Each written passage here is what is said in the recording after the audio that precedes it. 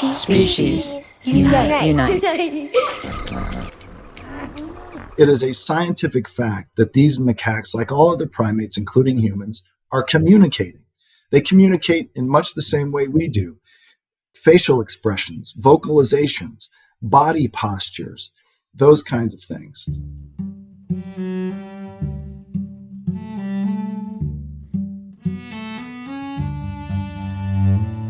Hi, I'm Elizabeth Novogratz. This is Species Unite. This conversation is with Jeff Kerr. Jeff is PETA Foundation's Chief Legal Officer, and I asked him to come on the show to talk about one of PETA's current lawsuits. They are arguing that monkeys being tested on in a government-run facility are capable of communication or are communicating, and that we have a constitutional right under the First Amendment to receive their communications. This could be a game changer in allowing us to see what's really going on in labs that are funded by taxpayer money, which have so far always been censored from public view.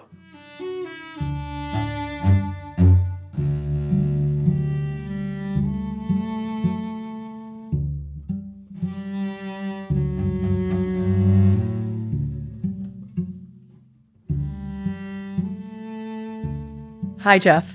Hi, Elizabeth. It's really good to see you. Really good to have you on the show. So before we talk about this incredible lawsuit that I had no idea existed, why don't you just say a little bit about who you are and what you do?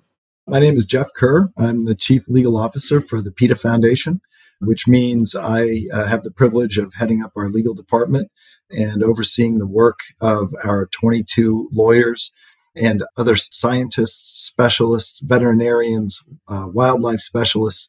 And we're tasked with trying to use the law as much as we can to help end and expose the abuse of animals. You know, I often say to people, like a lot of people, especially people not in the animal rights world, think of PETA as like PETA in the 80s making headlines and throwing blood. And they don't really understand like what an army of incredible rock stars is behind PETA. And a lot of that is the lawyers and the scientists who are making such massive headway and change.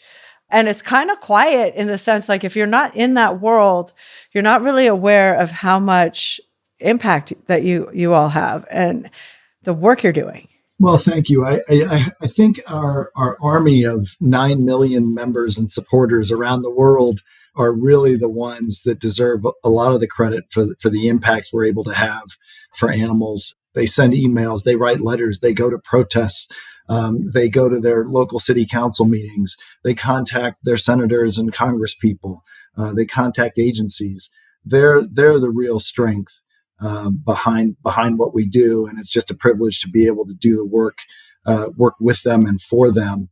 But yeah, we count ourselves lucky every day we get to get up and do this work. That's for sure. It's definitely a calling. And you've been doing it for quite a while. This is my 30th year, almost half my life. So it's like I said, it's been a privilege. It's really wonderful to get up motivated every single day to try to go and stop some bad thing from happening to animals. And one of the current bad things that you're working on, which is a huge bad thing, macaques and testing. So will you talk about this lawsuit? And I've just never even thought this was a possibility. So it's really exciting. It's probably easiest if I start with sort of the basis of the lawsuit, and then I can get into some of the details of the laboratory and the experiments where these terrible things are being done to the macaques that we're trying to get this information for. So most people understand that the First Amendment to the Constitution protects the freedom of speech. What is less well known is that the First Amendment also protects what's known as the right to listen, or the right to receive communications from willing speakers. And it kind of makes sense. You know, the right to speak is only part of the battle, right? You have to be able to speak to somebody, and that person has to have a right to receive that communication.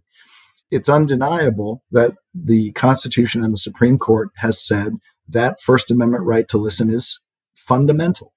And so what we have done is we've brought a case in federal court in Maryland, just outside of Washington, D.C., against the National Institutes of Health, NIH, and the National Institute of Mental Health, NIMH, asking for the court to allow us to receive a 24/7 live audio and visual feed of the macaques who are imprisoned and tortured in the laboratory of an experimenter there named Elizabeth Murray. And she is conducting these really hideous experiments. She uses these crude and invasive methods to damage the monkeys' brains. She immobilizes each of the monkeys' heads in a vice-like device, carves out a section of the skull, and injects toxins into the brain to cause permanent and traumatic brain damage. And in some monkeys, she even will suction out or burn out portions of the brain. After she's done that, she will then confine them inside cramped, darkened boxes that lift a guillotine-like door to reveal things that frighten the monkeys, like rubber spiders and rubber snakes, to make them react, move, jump, supposedly to try to gauge their emotional reaction after their brains have been damaged. And she films their terrified responses. And they're frequently deprived of food or water to force them to perform these unnatural behaviors. And she's tormented hundreds of monkeys in her career. And over her career spans 40 years, and she's wasted more than $50 million of taxpayer money on these experiments, and not a single thing to help humans has come of it. And so through the Freedom of Information Act, we were able to obtain some limited documents and videos of the monkeys in these experiments. And it's unquestionable. It is a scientific fact that these macaques, like all other primates, including humans, are communicating. They communicate in much the same way we do. Facial expressions, vocalizations, body postures, those kinds of things. And our experts, our primate experts who are part of our lawsuit, have told us undeniably that based upon that limited footage we have, we're already seeing things like responses of nervousness, fear, agitation, and a desire to escape their confinement. And of course, macaque communication has been studied in the wild for decades. And so our experts and some of our other scientists in-house are able to interpret those communications. So these macaques are actually speaking to us. They are actually willing speakers. And our argument is we have a right under the First Amendment to listen or receive those communications. So, and of course, we want those communications because we want to be able to hear directly from the macaques what they're going through so that we can report it to the American people who have a right to know what's being done in their name and with their money. It's incredible. And it's really smart. The case has kind of evolved out of the prisoner context in jail, where they want to speak about the conditions of their confinement, and the institutions were preventing them from doing that. And the Supreme Court says, no, you can't do that. You have to allow a mechanism for doing it. And so that's why before we filed the lawsuit, we actually went to NIH and said, look, this is what we would like to do. We want to have this 24/7 live feed. And we said, we're open to reasonable alternatives if you've got other suggestions. And they said, well, no, we don't have any other suggestions, and you should just continue to use the Freedom of Information Act. Well, the problem with that is the Freedom of Information Act only gets you what exists. It doesn't require the government to create something else. They then admitted to us that they are only filming the macaques for the short period of time. Well, it's not short, but only during the period of time that Murray is actually conducting those experiments, videoing their reactions after they've had their brain damaged. So they're not videoing them when they're in their solitary confinement cages. They're not filming them while they're being taken out of the cages on their way to what they know is going to be some harm. They're not filming them during the horrible surgeries that I described of having their skulls cut open and their brains damaged. And they're not videoing them after she's conducted her experiments. So they're censoring. It's essentially government censorship. They're only filming for a short snippet of time and then telling us if you want more, submit a Freedom of Information Act request, presumably for video that doesn't exist because they're not creating it. So kind of useless. Let's take this back a little bit for people who don't know about this stuff, because there's a lot of different kinds of animal testing and research. And there's a lot that's been in the news lately with what's happening with the FDA, but none of that really affects these animals that are in these creepy, horrific psychological experiments all over the country, like these monkeys. So we can just talk about like how it's possible that Elizabeth Murray has been doing these kind of tests for 40 years, wasting $50 million, and still keeps getting funding year after year to basically do the same test over and over again. It's really a scandal. You just stated it very eloquently. That is in a nutshell exactly what's going on. And what we see all too often is this sort of gravy train of these experimenters who will get these grants from NIH, again, public money. This is your taxpayer money being spent on this. NIH continues to fund these experiments over and over and over again, even without meaningful benefits to humans. I can tell you, for example, NIH's annual budget is in excess of $40 billion, and they will spend annually more than 20 billion of that. So nearly half of their budget annually goes to funding these wasteful animal experiments. And 95% of all things that have been tested on animals do not transfer to humans because they're different. They're just different than us. One example I like to give is, for decades, they were using animals in sepsis experiments. Sepsis is a systemic infection that somebody can get. And they were testing it on dogs. They were doing sepsis experiments on dogs, monkeys, mice, you name it. And we kept complaining about it. Finally, NIH did a study. This was when Francis Collins was the head of NIH. And they did a study and they found out that, the mice get a different form of sepsis. And so for decades, they wasted tens of millions, if not hundreds of millions of dollars on these experiments. And they acknowledged, we have the documents from our FOIA request, they acknowledged that what we've learned about sepsis has been from studying people in hospitals and other places that get sepsis. And so that's the kind of craziness that's going on. And that's why PETA has been at the forefront of trying to fight these experiments for our entire history. Okay, so back to this lawsuit, though. What about the fact that the monkeys themselves don't have any rights?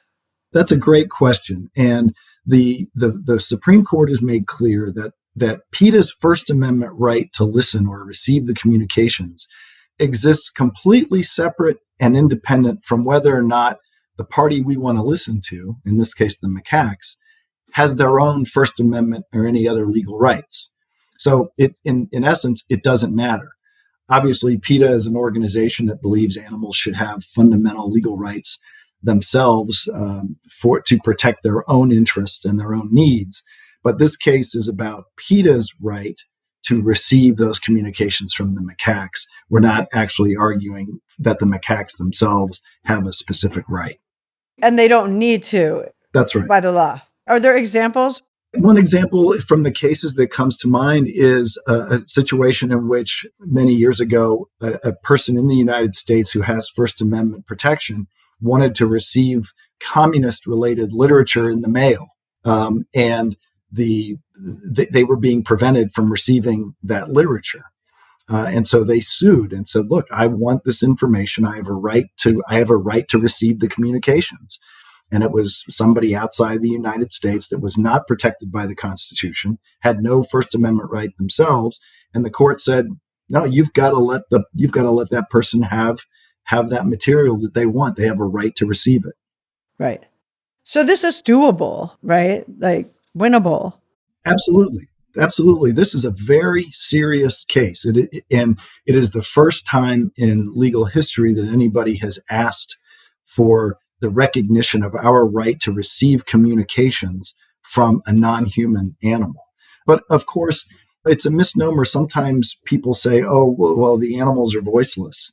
And I appreciate where they're coming from with that. But the fact of the matter is they do have a voice. It's just that we're not that great at understanding what they're saying to us.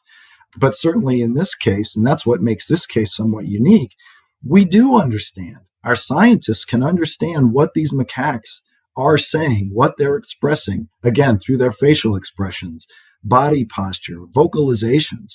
And every day we're learning more and more about the different animals' abilities to communicate. And right now, one of the things I'm very excited about is AI is being used to potentially try to interpret the sounds that orcas and dolphins and other creatures make.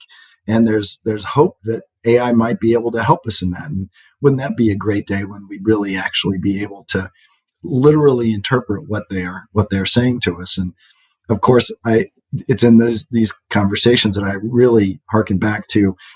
Anybody who shares their home with a companion dog or cat or other animal, you know very well what your dog or cat is saying to you. You know, when they want attention, when they want to play, when they want food, whatever it may be. So the animals have a voice, and we want to listen and receive the communications, and we have a right. We have a First Amendment right to get them. Right.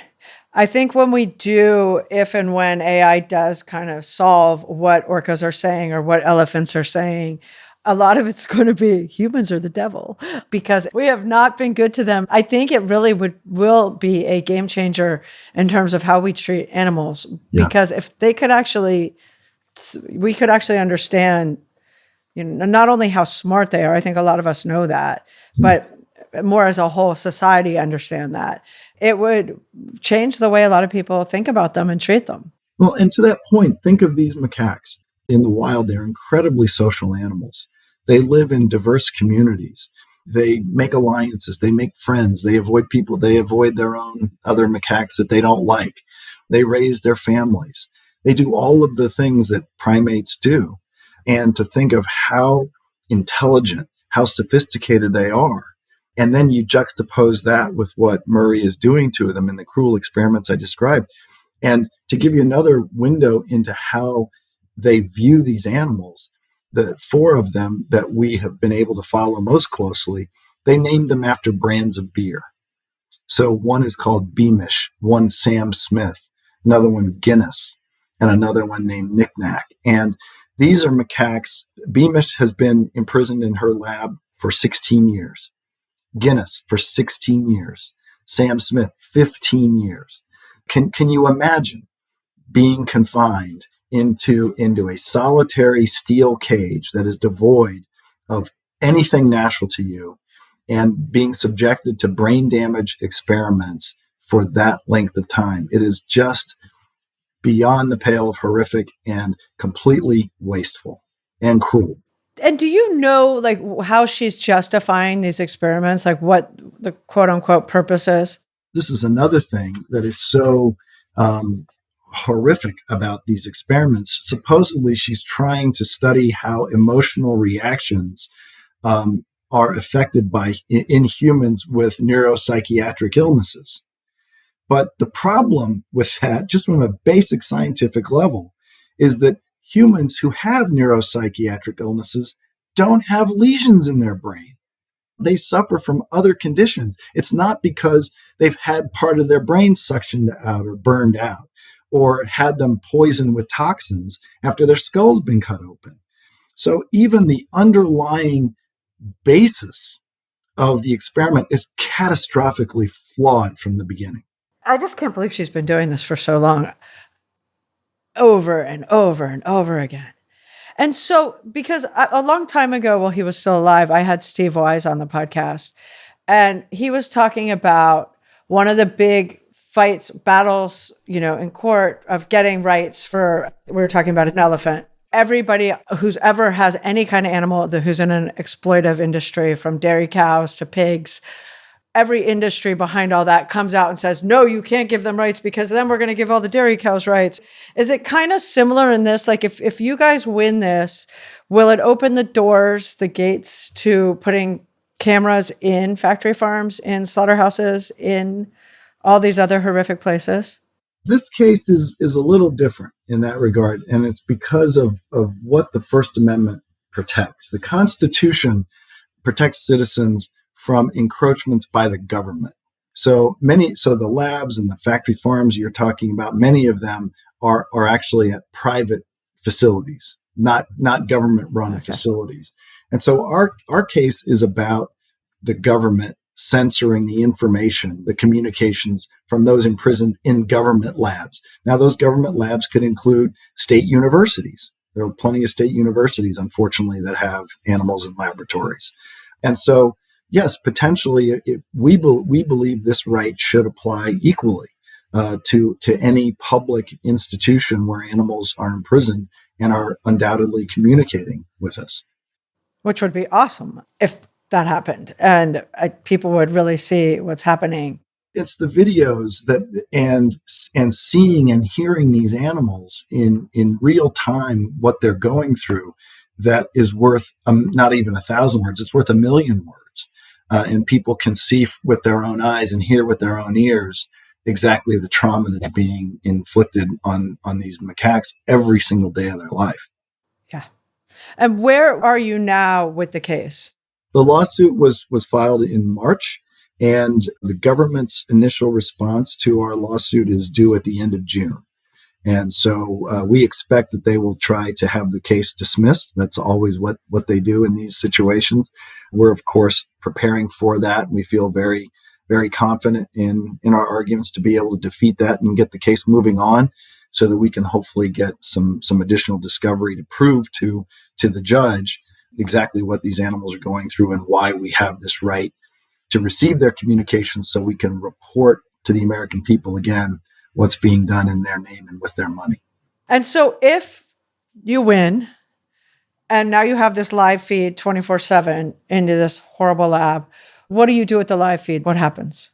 Well, what we would do is we will have our scientists sit and watch methodically and actually catalog and detail exactly what the macaques are saying to us in every stage of their imprisonment and torture, and for the purpose of reporting it. That's another of the fundamental First Amendment rights that PETA has here. It's not just to receive those communications, but it's also to report. This is news gathering, which is fundamentally protected by the First Amendment. So we're trying to gather this news and then report it to the American people and the world at large as to what goes on in these laboratories. It's a very simple case in that regard. It's very exciting, and it's so different. It's a whole new angle on trying to help these guys.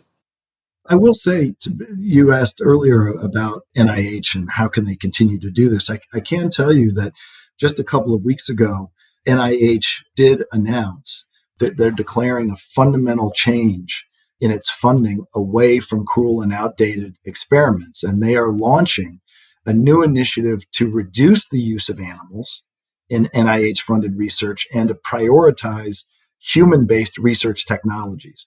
Now, this, just as you can tell from what we've been talking about on this show, this is a major paradigm shift that PETA has been pushing for a long time.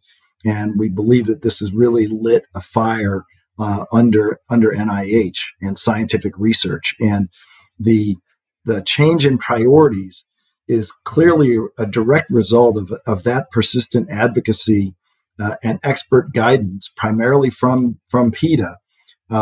And their new plan adopts several recommendations from PETA's Research Modernization Now strategy. And it includes things like expanding funding, training, and infrastructure for non-animal methods, as well as shifting funds away from experiments on animals and towards superior non-animal methods, things like organs on a chip and computer-based modeling and things like that. So they've promised transparency, and we're optimistic, but we're going to be watching very closely and trying to hold their feet to the fire so that we can move away from these archaic and cruel experiments.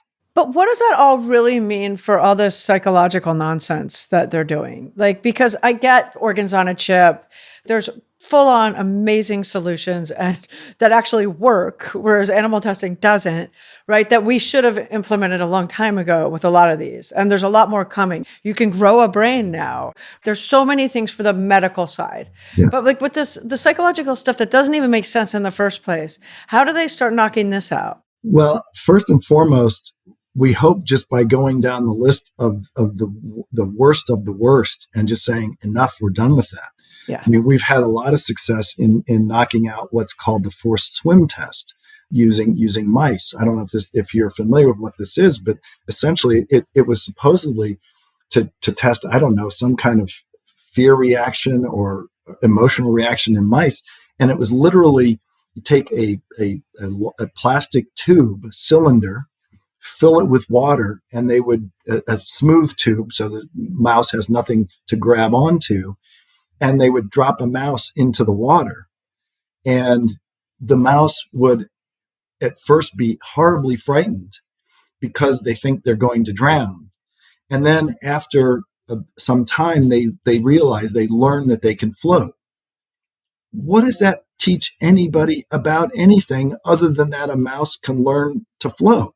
That it makes no sense whatsoever. And there, again, hundreds of millions of dollars at private and public institutions funding this experiment for decades, and we're finally getting those stopped as well. But it just makes no sense. It's not even junk science. It's not even science of any kind. No, and it's true. If more people knew that what was really happening, because it's so hidden and doors are so closed and no one can get in there, they don't know the details of how idiotic it all is. Yeah, and to that point, I will tell you, NIH is foremost among the institutions that are trying to keep the public from learning what's going on there. Going back to Elizabeth Murray's laboratory, we had, in another lawsuit, we had to sue NIH under the Freedom of Information Act to pry documents and videos out of them. They didn't want to give them to us. They didn't want them, quote, falling into the wrong hands, which means us, because they know we will expose what they're doing. They actually have excluded PETA executives from their campus, a public property, a public campus, and they've excluded our people before.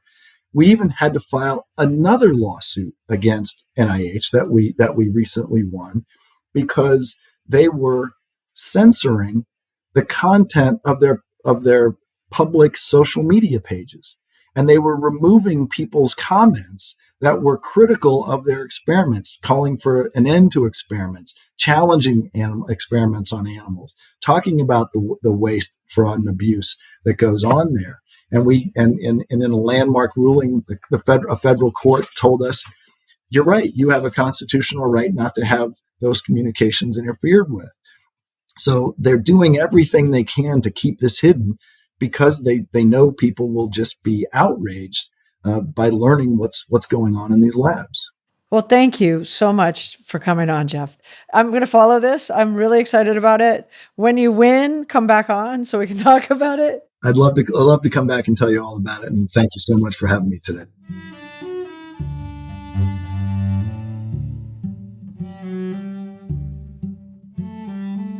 To learn more about Jeff and to learn more about the lawsuit, go to our website, speciesunite.com. We will have links to everything. We are on Facebook and Instagram at Species Unite. If you have a spare moment, please subscribe, rate, review on Apple Podcasts or wherever you listen to podcasts. It really helps people find the show. I would like to thank everyone at Species Unite, including Gary Knudsen, Caitlin Pierce, Amy Jones, Paul Healy, Santina Polky-Link, Bethany Jones, Hannah Gabrielson, and Anna Kollner, who wrote and performed today's music. Thank you for listening. Have a wonderful day.